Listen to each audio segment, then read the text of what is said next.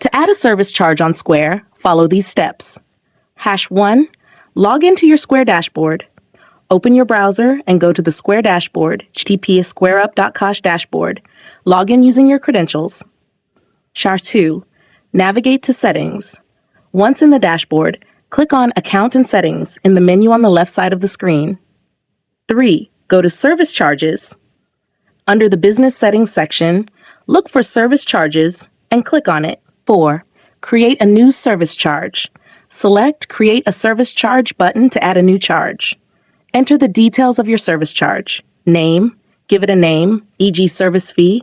Amount, enter either a percentage, e.g. 10%, or a fixed amount. Tax, decide if the charge is taxable or not. 5. Choose when to apply the service charge. Choose when to apply the service charge. Options include manually per transaction, automatically to all transactions. 6. Save the service charge. After entering the details, click Save to finalize your service charge. 7. Apply the service charge.